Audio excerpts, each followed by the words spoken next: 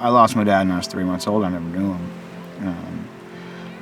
But I had these pictures of him with the surfboard. And there's one picture where he's running out to the beach at Pipeline in Hawaii. And that picture, as a young boy, ingrained in my brain. And there's this deep pull to go do something my dad loved and see what that was all about. And then once it gets its hooks in, the ocean, doesn't let go. Surfing is a way to melt away. I mean, it's a way to just be present and to wash away the grime that accumulates in life.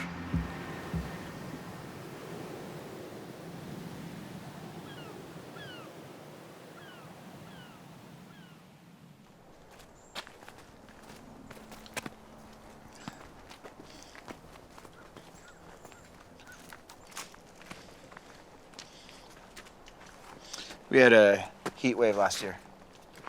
We burned a bunch of avocados. This is a very sad avocado. But if you look here,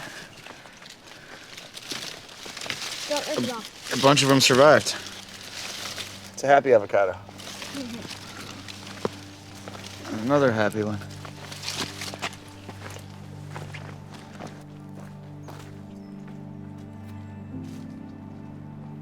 My great-grandfather and my grandfather started Rancho Simpatica, but it was a long journey for them to get here. They began farming in the early 60s in Orange County, California. As that land was being sold for development, they came up here and bought more agricultural land.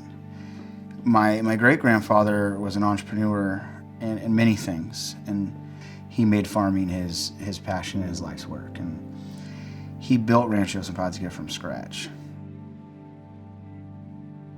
My grandfather is a great man.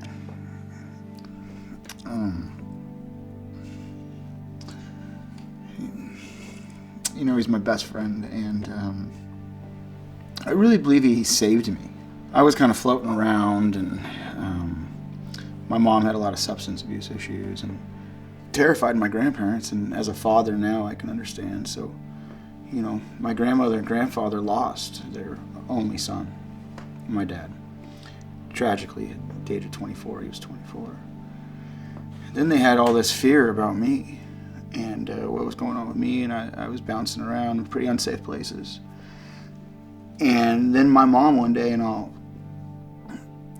be forever thankful for her, she gave me up to my grandparents. It's hard for me to talk about, it's emotional, but it's such a beautiful story because they got a piece of their son through me, and I got a piece of my dad through them. And then we formed this incredibly close bond. From the time I was a little boy, I'd just follow him around up here. At first, I'd be really annoyed because I'd be like, Grandpa, why are you stopping and looking at every single tree? It's like, it just looks like the other tree. And over time, it's like, no, I get it. Each tree's a little bit different, and he loved each tree. And then all of a sudden I started loving each tree. And it's pretty funny because my son now is like, Dad, do we need to look at every single tree? And I'm like, yes, we do. Every single tree. Farming's hard. There's no easy way to farm, and there's no magic potion. Farming's gonna kick your ass. It makes you hardy. And it makes you humble because, you work so hard to build something, and then in an hour, it's gone. So the Thomas Fire started December 4th, 2017, like 20 miles away from here. And we thought we were in the clear, and the fire did a big U-turn. And then for about 18 nights, it came to the top of that hill up there and then stopped. It's a miracle that it didn't, the whole ranch didn't burn down. The land becomes like a family member. It gets crazy how attached you get, and to see it almost die and to see the fire come so close, it just really puts things in perspective. You you start thinking about, how lucky I am to just be a caretaker of this piece of land, and then hopefully give it to my kids one day.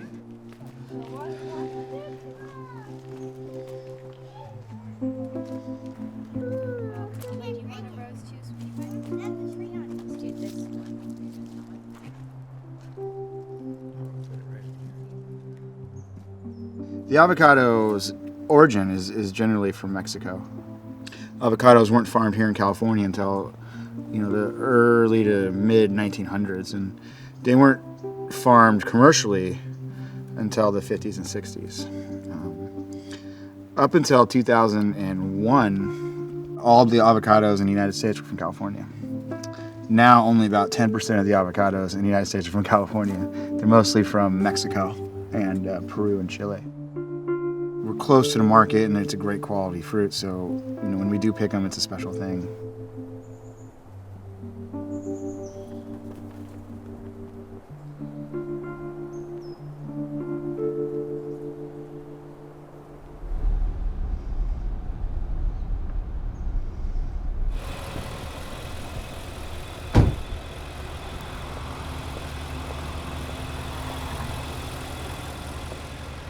So we're here at Rancho dos Pueblos in Santa Barbara, California. This is a 2,000-acre farm. Cabrillo actually landed here and named this ranch on his maiden voyage to California. These are all 3-year-old avocado trees that we planted, and when we first had the privilege of taking over this ranch, there was a lot of work that needed to be done, and we've done our best to restore it back to its former glory.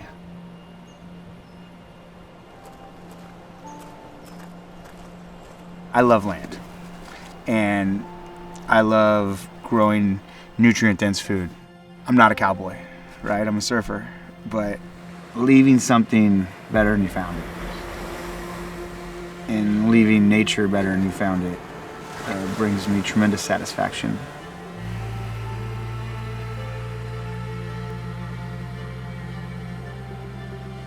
This ranch, what it represents to me, it's so different than Rancho Simpática. Rancho Simpática represents like my roots, and this is the future. This ranch, this is these young trees, and they're just getting ready to start producing. And as the eternal optimist farmer, I can't wait.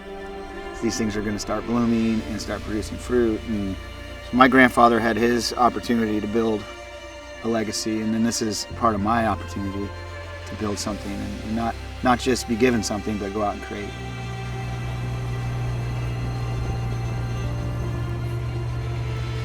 The history of this ranch is pretty humbling, and we just feel we're pretty lucky just to be here and get to take care of it for a while, and then hopefully hand it off to the next person better than when we found it.